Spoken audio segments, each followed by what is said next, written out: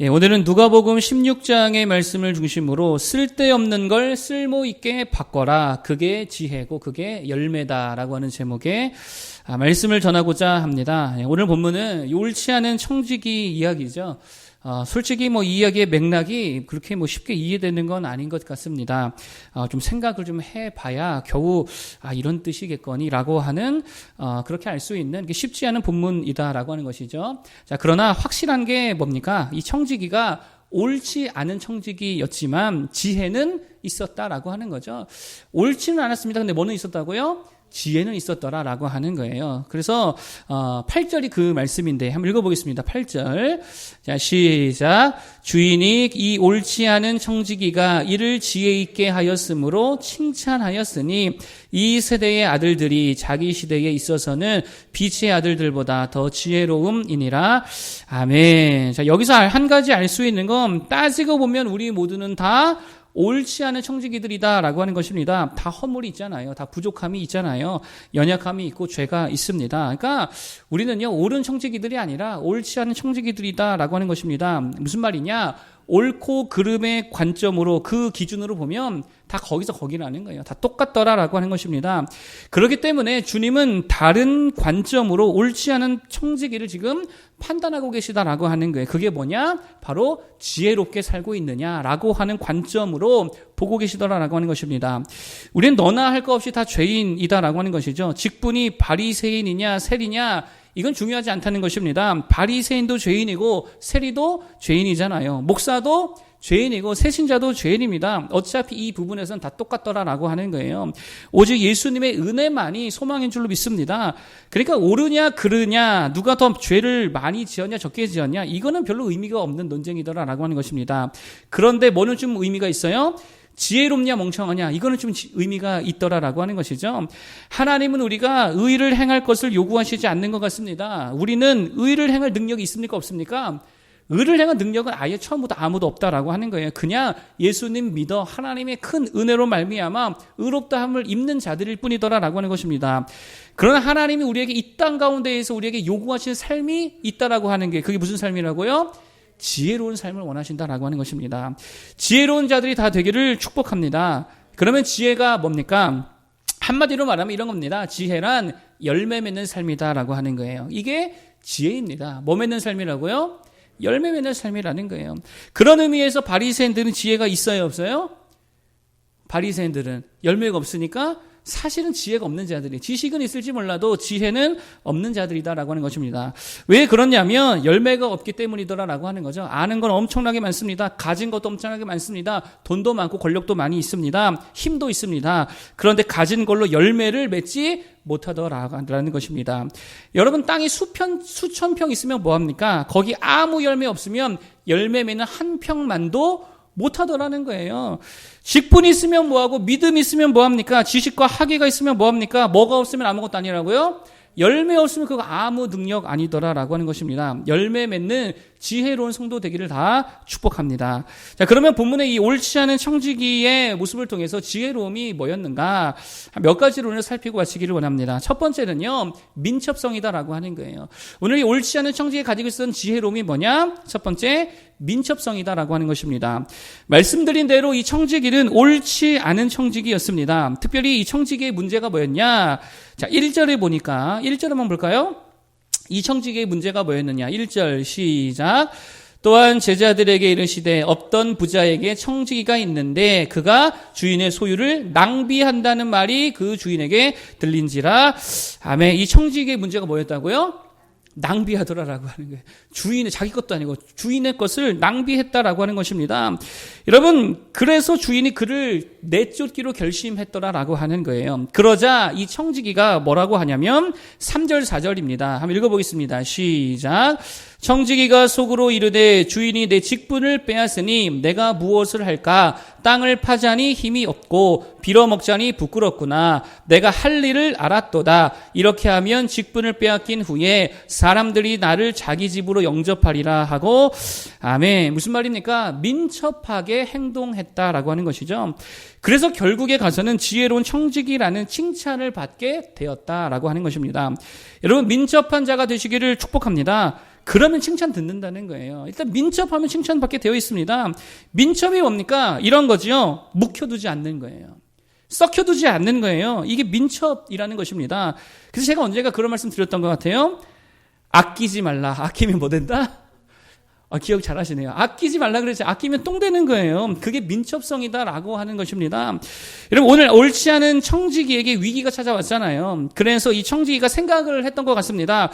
땅 파는 일을 해볼까? 하려고 했더니, 이게 자기는 힘이 없어가지고 그런 일을 한 번도 안 해봐가지고 못하겠더라는 거예요. 그렇다고 그냥 앉아서 그냥 빌어먹자니 스스로 이게 용납이 안 되더라라고 하는 것입니다. 그런데 갑자기 스쳐 지나간 아이디어가 하나 있었다라고 하는 거예요. 그게 뭐냐? 주인에게 빚진 자들이 있으니까 그들을 다 불러다가 빚을 어느 정도 탕감해주면 그 사람들이 나중에 나를 도와주지 않을까라고 하는 이 아이디어가 떠올랐다라고 하는 거예요. 자, 그런데 보통 우리들 같으면 이런 경우에 어떻게 합니까? 생각은 떠올랐지만 대부분이 생각에서 그칠 때가 많이 있잖아요. 저도요, 새벽에 기도하다 보면 아이디어가 되게 많이 떠오르거든요. 메모도 해놓습니다. 그런데 실제로 이게 행동에 옮기는 경우가 그렇게 많지는 않은 것 같습니다. 그러니까 우리는 보통 이렇게 행동에까지 옮기는 경우가 별로 없더라라고 하는 거예요. 이거 한다고 되겠어? 그러다가 더 욕먹고 매맞고 더 망하는 거 아니야? 그래가지고 행동으로 옮기지 못해서 똥 되는 경우가 되게 많이 있더라라고 하는 거예요. 자, 그런데 이 옳지 않은 청지기는 어떻게 했다는 거예요? 생각이 떠오르는 순간 이거 하면 되겠구나라고 바로 행동으로 옮겼다는 거예요. 민첩성이죠. 그리고 바로 주인에게 대해서 주인을 통해 피드백을 받았다라고 하는 것입니다. 그런데 흥미롭게도 주인이 책망한 것이 아니라 뭐라 그래요? 칭찬하더라는 거예요. 여러분, 이 주인이 빚을 탕감해준 이것을 칭찬했다라고 보지는 못할 것 같죠. 자기 재산을 다 날려버린 건데, 어느 정도씩. 이걸 누가 칭찬할 수 있겠냐라고 하는 거예요. 그러나 이 주인이 사람 볼 줄 아는 거죠. 이 종의 뭐를 보고 칭찬한 것입니까? 민첩한 행동을 보고 칭찬했다라고 하는 거예요. 이놈, 이런 면에서도 괜찮은 부분이 있네. 지혜롭네. 이렇게 칭찬해줬다는 거예요. 자, 우리도 마찬가지라는 것입니다. 우리 주인 대신 주님이 뭐를 보시냐면, 우리가 얼마나 잘했냐, 못했냐, 얼마나 효율적으로 일했냐, 효과적이냐, 이런 것들보다 얼마나 하나님 앞에 민첩하게 또 성실하게 행동했는가, 이거를 달아보시면서 칭찬하신다는 거예요. 여러분, 그래서 달란트 비유, 마태복음 25장에 달란트 비유를 보면 5달란트 받은 자와 2달란트 받은 자는 칭찬을 받잖아요. 칭찬받은 것 중에 하나가 뭡니까? 주인에게 달란트를 받은 즉시로 가서 장사했다는 거예요. 민첩성이었다는 것입니다. 지체하지 않았습니다. 썩혀두거나 묵혀두지 않았습니다. 반면에 1달란트 받은 자는 망한 이유가 뭡니까? 받은 것을 가지고 묵혀뒀어요. 썩혀뒀어요. 그거 그냥 내버려뒀습니다. 그랬더니 다 똥되더라는 거예요. 여러분, 그렇기 때문에 바보들이 누구냐? 이런 거죠. 기도를 썩혀두는 사람들. 묵혀둘 게 따로 있죠. 어떻게 기도를 묵혀둡니까? 그걸 왜 미루는지 모르겠습니다. 그걸 왜 묵혀두는지 모르겠습니다. 또 순종과 헌신을 썩혀두는 사람들, 바보들이죠. 언젠가 말씀드렸잖아요. 한 선교사님이 한국 목회자들에게 그랬다고. 구원은 은혜로 받는 거지만, 믿음으로 받는 거지만, 축복은 뭘로 받는다고요? 축복은 헌신을 통해서 받는다. 왜 한국 백성들을 가난하게 살도록 내버려 두십니까? 이렇게 이야기했다라는 것입니다. 어제 제가 노회에 다녀왔잖아요. 남양주 멀리 갔다 왔습니다. 2시간 정도 걸리던데 노회를 일찌감치 마치고 폐회 예배를 드리는데요. 직전 노회장 목사님께서 나오셔서 설교 직전에 이런 말씀을 하시더라고요. 저는 2가지를 제한하지 않습니다. 이렇게 말씀하시더라고요. 그러더니 첫 번째로 제가 제한하지 않는 것은 하나님께서 내게 주시는 복을 절대로 제한하지 않습니다. 이렇게 말하더라고요. 뭐를 제한하지 않는다고요? 하나님이 나에게 부어주시는 복을 절대로 제한하지 않습니다. 둘째는 뭐라고 했는지 기억이 하나도 안 나대요. 첫 번째가 더 임팩트가 강해가지고. 뭐를 제한하지 않는다고요? 하나님이 내게 부어주시는 복은 내가 제한하지 않더라라고 하는 거예요. 제한하면 그게 바보잖아요. 그러니 헌신을 썩혀두고 순종을 미루면 이게 바보 같은 인생이지요. 하나님 축복받는 비결이잖아요. 순종이라는 그릇을 통해, 헌신이라는 그릇을 통해 하나님 은혜 주시고 복을 주시는데 그것을 미룬다, 그걸 썩혀둔다. 바보들이죠. 100배 축복을 받을 줄로 믿습니다. 그랬더니 아이고, 아닙니다, 목사님. 이러면 바보죠. 그냥 아멘으로 받는 자들이 돼야 되겠지요. 민첩해야 될 줄로 믿습니다. 아멘도 민첩하고 순종도 민첩하고 기도도 민첩해야지요. 여러분 생각해 보세요. 결국 누가 열매를 맺습니까? 민첩한 자가 열매 맺어요. 사도행전에 보니까 120명의 주님의 제자들, 120문도들에게 성령이 충만하게 임했습니다. 그런데 누구는 많이 임하고 누구는 적게 임했을까요? 거의 대동소이하게 부어졌을까요? 대동소이하게 그냥 압도적으로 부어졌겠지요. 120명이 다 성령 충만했습니다. 방언하고 막 난리가 났습니다. 자, 그런데 누가 제일 빨리 일어나서 복음을 선포해 버렸어요? 민첩한 베드로가 있다는 거예요. 베드로가 일어나서 복음을 선포해 버렸습니다. 그랬을 때 3,000명, 5,000명씩 돌아오게 되니 이 놀라운 역사가 이루어졌다는 거예요. 누가 주인공이 되어 버렸어요? 베드로가 주인공이 되어 버렸어요. 여러분 근데 생각해 보세요. 이때 도마도 있었을 거 아니에요. 도마가 만약에 먼저 외쳤다면 똑같은 일이 일어났을 거 아닙니까? 요한도 있었을 거 아니에요. 요한이 먼저 일어나서 예수 믿으라고 회개하고 주께로 돌아오라고, 이거 요엘의 예언의 말씀이 이루어졌다고 이렇게 선포했다면 누가 주인공이 됐을까요? 요한이 주인공이 됐을 거 아닙니까? 누가 열매 맺는다는 것입니까? 민첩한 자가 열매 다 맺어가더라라고 하는 거예요. 여러분 무조건입니다. 기도에 민첩하기를 바라겠습니다. 문제 터지면 바로 기도해야죠. 그걸 뭘 미룹니까? 다음 달 1일부터 기도해야지. 아니요. 그냥 그 자리에서 그냥 기도하는 거죠. 말씀이 선포되면 그래 내일부터 한번 순종해봐야지. 그러면 다 까먹습니다. 바로 적용하고 바로 실천하는 민첩성이 있어야지요. 헌신에 민첩하고 용서에 민첩하고 섬김에 민첩할 수 있는 모두가 되기를 바라겠습니다. 그러면 열매 맺는 주인공들로 다 세워지게 될 줄로 믿습니다. 자, 두 번째로 이 올주번탄 청지기가 가지고 있던 지혜가 뭐냐? 이겁니다. 쓸데없는 것을 쓸모있게 만들더라는 거예요. 어떻게 보면 오늘의 제일 중요한 주제인데, 다시요. 쓸데없는 걸 가지고 쓸모있게 만들더라는 것입니다. 그러니 지혜지요. 무슨 말이냐 이런 겁니다. 이 청지기에 있어서 사실상 쓸모없어 보이는 부분이 뭐였냐면 낭비하는 습관이었다는 거예요. 되게 쓸모없어 보이잖아요. 되게 나빠 보이잖아요. 여러분 잘 보세요. 낭비하는 게 사실 나쁜 것이다라고 하는 것입니다. 쓸모없어 보입니다. 그래서 결국 이 낭비 습관 때문에 주인의 집에서도 쫓겨나게 되었다라고 하는 거예요. 그런데 이 낭비 습관을 어떻게 바꿨냐면 되게 쓸모 있는 걸로 바꿔버렸다라고 하는 게, 어떻게 했습니까? 기름 100말 빌린 사람을 불러다가 50말로 적게 하고, 이것도 일종의 뭐예요? 이거 낭비잖아요. 또 밀 100석 빌린 자를 불러다가 몇 석으로 적게 했다고요? 80석으로 적게 했습니다. 이것도 일종의 낭비잖아요. 그런데 어떤 낭비입니까? 건설적인 낭비고요, 생산적인 낭비고요, 재창조적인 낭비였다는 거예요. 잘 보세요. 돈은 낭비되었지만 사람은 얻었습니다. 그러니 생산적이고 재창조적인 낭비가 되더라는 거예요. 여러분 레고 장난감 아시죠? 레고. 여러분 레고의 창업 스토리도 이런 지혜가 담긴 이야기인 것 같습니다. 덴마크의 작은 마을 빌룬의 목공소를 운영하던, 이름이 어려가지고 그냥 한 사람이라 그럴게요. 요즘에 저 발음이 안 좋아가지고. 목공소를 운영하는 한 사람이 있었습니다. 근데 당시에 이제 경제 대공황 때문에 회사 운영이 되게 어렵게 되었다라고 하는 게, 그래서 직원들 다 이제 정리해야 됐고 되게 어려움에 봉착했더라라고 하는 것입니다. 그렇기 때문에 뭐 이렇게 기쁠 일이 뭐가 있습니까? 돈 안 벌리면 참 우울한 인생 되잖아요. 그런데 당시에 유일한 이분의 낙이 있었는데, 그게 뭐였냐면 주택 자재나 가구들을 만들다 남은 짜투리 나무들이 있을 거 아니에요. 그 나무들을 가지고 자식들을 위해 나무로 만든 장난감을 만들어줬다는 게. 근데 이거를 아들들이 엄청나게 좋아했다는 거예요. 근데 그러다 보니까 어떤 일이 벌어졌냐면, 언젠가부터 그 마을에 아이들이 그 장난감을 부러워하기 시작하더니 그 아이들의 부모들이 와가지고 장난감 만들어 달라고, 저 장난감 똑같이 만들어서 비용을 낼 테니까 만들어 달라고 하더라라고 하는 거예요. 근데 한두 명이 아니라 많은 사람들이 찾아오게 되어지니까 이걸로 사업을 해야겠다 해가지고 아예 그냥 장난감 만드는 목공소로 바꿔버리게 되어집니다. 그래서 이게 나중에는 다음 때 아들 때에 가가지고요, 이거를 플라스틱 재료로 바꿔가면서 탄생하게 된 것이 바로 레고였다라고 하는 거예요. 여러분 잘 보세요.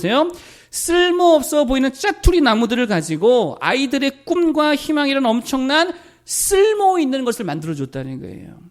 이게 뭐예요? 지혜라는 거예요. 그거 버려버리면 그거 아무것도 아니잖아요. 폐기물 나무 엄청나게 갖다 버리는데 그 쓸모없는 걸 가지고 이렇게 가치 있는 것들로 만드는 거, 이게 지혜더라라고 하는 것입니다. 그래서 여러분 우리가 착각하고 살아가는 게 뭐냐면 이런 겁니다. 뭘 좀 잘해야만 유능하고 또 쓸모 있는 인생이라고 생각한다는 거예요. 그거 착각입니다. 여러분 생각해 보세요. 노래를 잘하는 사람만 쓸모 있습니까? 세계 모든 사람이 다 노래를 다 잘한다. 그럼 누가 노래를 들으러 옵니까? 다 노래만 부르면 앉아있을 사람이 없잖아요. 그러니까 노래를 못해도 쓸모 있는 인생이에요. 청중으로 쓸모가 있잖아요. 들어주는 사람들로, 관객들로 쓸모 있는 인생이 되잖아요. 감동받을 수 있는 사람이 될 수 있다라는 것입니다. 그러면 들어주는 사람으로 쓰임받으면 된다는 거예요. 어떤 사람은 그럽니다. 저는요, 몸이 느리고 몸이 둔해가지고 아무것도 못합니다. 뭘 좀 맡기지 마세요. 다 속는 거죠. 몸이 느리고 둔하다고 아무것도 못합니까? 아니지요. 거기 잘 맞는 일이 있다는 거예요. 우리가 몽골에 다녀오지 않았습니까? 거기 갔더니 사람들이 빠릿빠릿해요, 느릿느릿해요. 저는 제가 느끼기엔 되게 느릿느릿하더라고요. 저도 느리고 둔한 편인데, 아니 제가 볼 때도 그렇게 답답하면은 얼마나 느립니까? 약속 시간 뭐 제대로 안 지키고 연락도 안 받고 되게 느릿느릿하고요, 여유가 넘치고요. 하여튼 되게 둔하더라라고 하는 것입니다. 그러니까 몽골 선교사를 누가 가야 돼요? 마음 급한 사람들이 가면 못합니다. 느긋한 사람들, 우리 그 몽골 선교사님, 제가 이름은 말하지 않겠지만 그분 저렇게 느긋해가지고 연락 한두 주, 뭐 한 달, 두 달 안 돼도 느긋하신 분들이 거기 딱 선교도 제격이 있다라고 하는 거예요. 그러면 그렇게 쓰임받으면 된다는 거예요. 그게 지혜로운 삶이라는 것입니다. 나는 가난해서 쓸모가 없다고 누가 그러죠? 여러분 근데 보세요. 전에도 말씀드렸죠. 가난한 자의 가장 큰 장점이 뭡니까? 하나님께 전부를 드릴 수 있다는 거예요. 이거 부자들이 못합니다. 가난한 자들은요, 이런 특권을 가지고 있는 거예요. 하나님께 전부를 다 드릴 수 있는 이 엄청난 축복과 특권을 가지고 있는 게 가난이더라라고 하는 것입니다. 그래 이보다 더 큰 축복이 어디 있겠냐라고 하는 거예요. 이런 반대로 부자들을 보십시오. 누가복음에 나오는 부자들 어떻습니까? 가증은 더럽게 많은데 하나도 쓸모없다는 거예요. 돈은 가지고 있는 게 많은데요, 쓸모없는 인생으로 살아가고 있더라라고 하는 것입니다. 돈 많으면 뭐합니까? 쓸모가 없는 돈인데요. 버려지는 돈인데요. 그러니까 문제는 가졌느냐 못 가졌느냐, 어떤 재능이 있느냐 없느냐, 좋은 성격이냐 나쁜 성격이냐, 잘생겼냐 못생겼냐가 아니라 지혜의 문제라는 게, 지혜의 문제.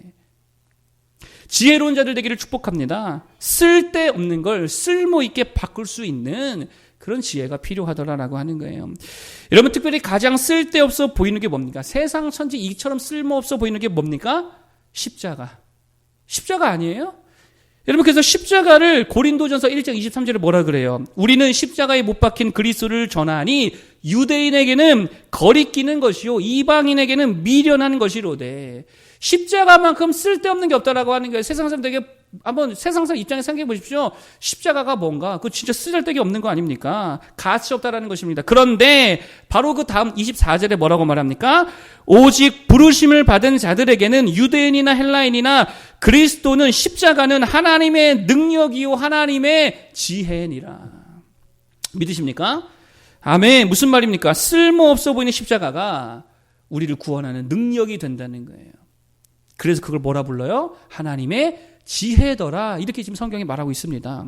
그러므로 우리가 최고로 지혜롭게 사는 방법이 뭐냐? 쓸모없어 보이는 이 십자가의 돌을 가지고 가장 능력이 있는 영혼들을 구원해버리는 하나님의 능력으로 사용하는 것입니다. 이게 우리가 가져야 할 최고의 지혜라는 거예요. 세상을 그걸로 변화시킬 수 있다라는 것입니다. 십자가를 하나님의 능력 삼아 세상을 살리는 거. 우리가 참 세상에 참 이렇게 불필요한 존재가 다 보일 때가 있잖아요. 버러지 같은 우리들이 세상에 예수 십자가 복음을 전하는 삶을 사는 거, 이것만큼 지혜로운 삶은 없다라고 하는 거예요. 여러분 그래서 사도 바울이 디모데에게 뭐라고 말하죠? 하나님이 지으신 모든 것이 선함에 감사함으로 받으면 버릴 것이 없나니. 쓸데없어 보이는 것도 감사함으로 다 받을 수 있는 모두가 되기를 바라겠습니다. 그래서 정말 쓸모 있는 것으로 재창조하는, 특별히 예수 복음 전하는 도구로서 우리에게 주신 그 모든 것들, 이것 참 쓸모없어 보이는 건데 하는 것들조차도 예수 복음 전하는 도구로 다 사용하여서 진정한 지혜자, 진정한 열매 맺는 모두가 되기를 축복합니다. 마지막 세 번째 지혜가 뭐냐? 사람을 얻으라는 거예요. 뭐가 지혜라고요? 사람을 얻는 게 지혜인 줄로 믿습니다. 자, 오늘 옳지 못한 청지기가 지혜롭다고 인정받은 이유가 뭡니까? 비록 돈은 낭비했지만, 돈은 다 써버렸지만 누구는 얻었습니까? 사람은 얻었다는 게 되게 중요한 거죠. 그래서 예수님이 9절에 뭐라고 말하느냐? 9절 한번 읽어보겠습니다. 여러분 9절 읽어주세요. 시작.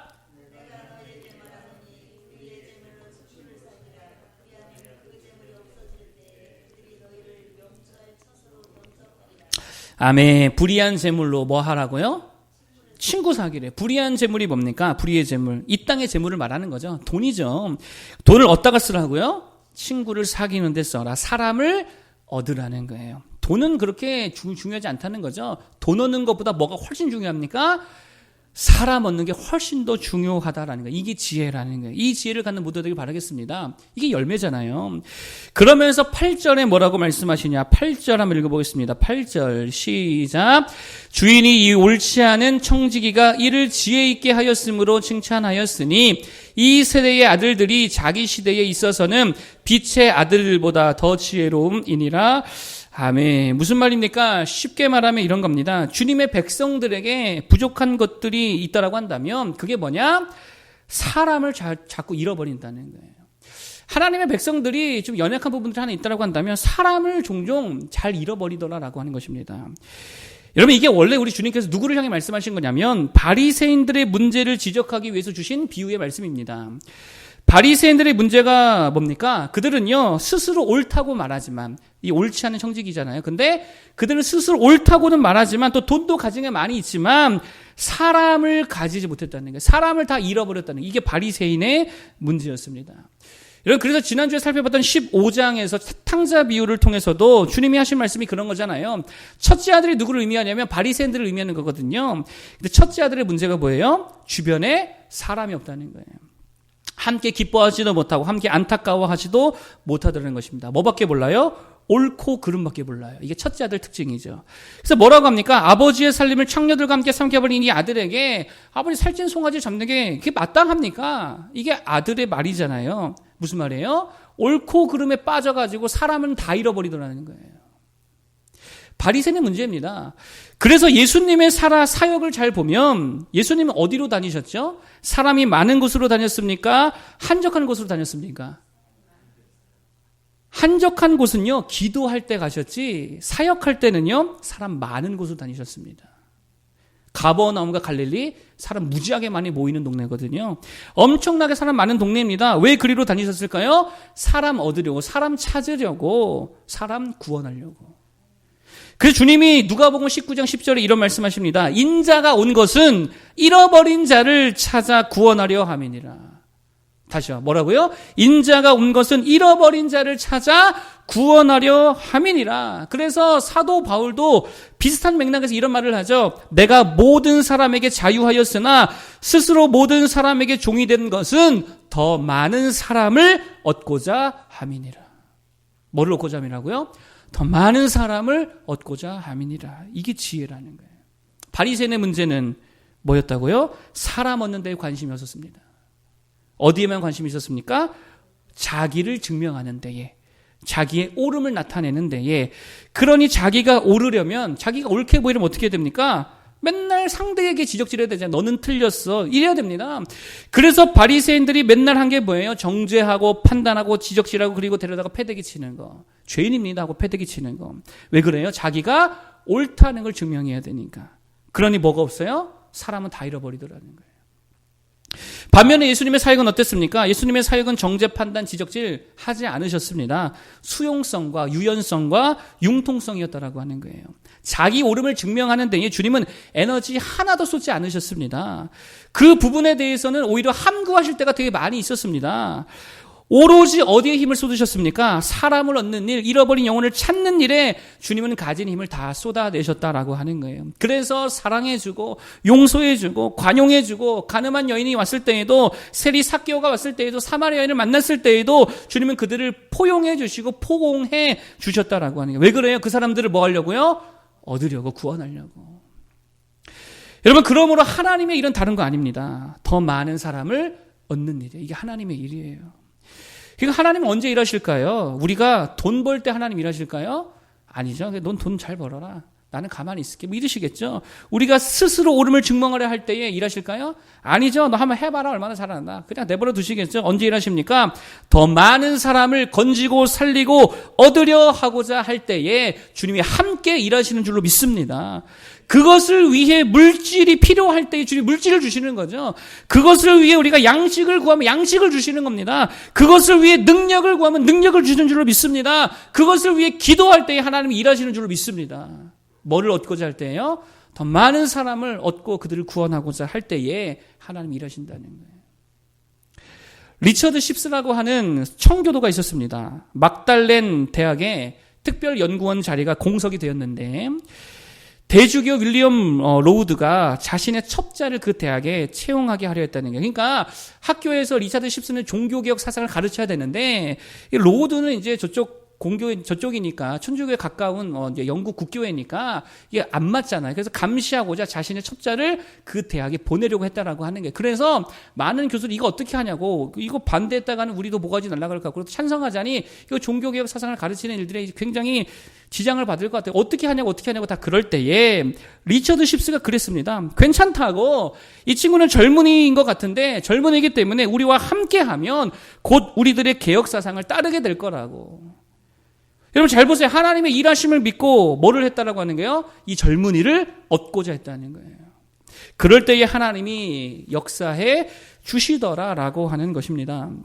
그러므로 여기서 우리에게 필요한 게 두 가지입니다. 우리가 사람을 살리고자 할 때에, 사람을 얻고자 할 때 정말 중요히 붙들어야 될 게 두 가지가 있는데, 하나는 붙들어야 될 거고 하나는 버려야 될 게 있습니다. 먼저 붙들어야 될 거는 사랑이고 버려야 될 거는 뭐냐? 자기 위로질. 이거 버려야 된다라고 하는 거예요. 아주 간단하게 하나씩 말씀드리고 마치고자 합니다. 먼저 사랑을 붙들어야 될 줄로 믿습니다. 그럴 때 사람을 얻는 거예요. 사람을 얻는 방법은 다른 거 아닙니다. 무조건입니다. 사랑해 줄 때에 사람을 얻게 될 줄로 믿습니다. 오늘 옳지 않은 청지기가 사람들을 얻은 비결이 뭐예요? 사랑이잖아요. 은혜를 베풀었잖아요. 100말 빌린 자에게 50말 탕감해 주는 거 은혜고 사랑이잖아요. 그랬더니 사람을 얻게 되더라는 거예요. 사랑하는 모두가 되길 바라겠습니다. 그럴 때 사람 얻는 거예요. 그리고 정말 우리가 버려야 될 거 하나가 있다고 한다면 자위질, 이거 버려야 된다는 거예요.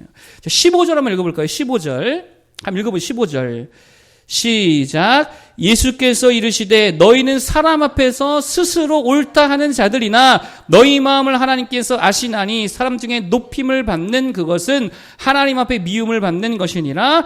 아멘. 바리새인들의 특징이 뭐라 그래요? 스스로 옳다 했다는 거예요. 스스로 옳다 여겼다는 거예요. 일종의 자기 위로죠. 자위죠. 나는 옳으니까 내 주변에 아무도 없어도 돼. 나는 옳은데. 이게 자위질 아닙니까? 나는 혼자 예배해도 돼. 나는 옳잖아. 나는 믿음 좋잖아. 나는 혼자 기도해도 돼. 나는 잘하고 있잖아. 이게 뭐예요? 자기 위로라는 거예요. 여러분, 이거 사실 되게 나쁜 거다라고 하는 것입니다. 우리는 어떻게 됩니까? 자꾸 많은 사람을 살려서 함께 기도해야죠. 함께 예배해야죠. 함께 찬양해야죠. 이것을 바라고 이것을 따라가야죠. 그런데 아무도 없어도 돼. 나 혼자 그냥 옳으니까, 이 시대에 나 혼자 의인이야. 이러면서 혼자 예배하고 혼자 기도하고 혼자 자기만 옳다라고 하는 증명하려고, 이거 되게 안 좋은 모습이다라는 것입니다. 이런 모습 버리고 정말 기도하면서 많은 이들을 주께로 인도하여서 함께 풍성한 예배로 나아가고자 애쓰는, 그리고 그렇게 쓰임받는 우리 모두가 되기를 축복합니다. 오늘 세 가지 지혜를 말씀드렸습니다. 첫 번째는 민첩성이다 그랬죠. 썩혀두지 말고 묵혀두지 말고 아끼지 말고 즉각적으로 헌신하고 기도하고 섬기는 모두가 되기를 바라겠습니다. 그게 첫 번째 지혜고요. 두 번째는 쓸데없는 것들을 가지고 쓸모있게 바꿀 수 있는 것. 이게 지혜죠. 감사함으로 받으면 쓸모없는 것은 없는 줄로 믿습니다. 다 유용할 때가 있다라고 하는 게, 그 지혜를 가지고 특별히 복음을 전하는 일들이 우리에게 주신 그 모든 것들을 다 하나님을 위해서 쓸 수 있는 모두가 되기를 바라겠습니다. 특별히 십자가가 그런 거라 그랬죠. 가장 쓸데없어 보이지만 우리를 구원하는 능력이 있는 것이 십자가인 줄로 믿습니다. 십자가를 세상에 전달하는 가장 지혜로운 일들에 쓰임받는 모두 되기를 축복합니다. 마지막 세 번째 지혜는요, 사람을 얻어야죠. 정말 별것도 아닌 것 같고 사람을 다 잃어버리면, 돈 때문에 사람을 잃으면 참 어리석은 모습이겠지요. 사람을 얻는 것, 사람을 살리는 게 하나님의 일인 줄로 믿습니다. 우리가 사람을 살리고자 기도하면 하나님이 일하시고 하나님께서 필요한 모든 것을 공급해 줄 줄로 믿습니다. 특별히 사랑과 용서로 충만할 수 있기를 바라겠습니다. 그리고 스스로 옳다고 나만 잘하고 있다고 위로하지 말고, 자기 위로하지 말고 더 많은 사람을 살리고자 기도하면서 세상에 나아가 쓰임받는 모두 되기를 바라겠습니다.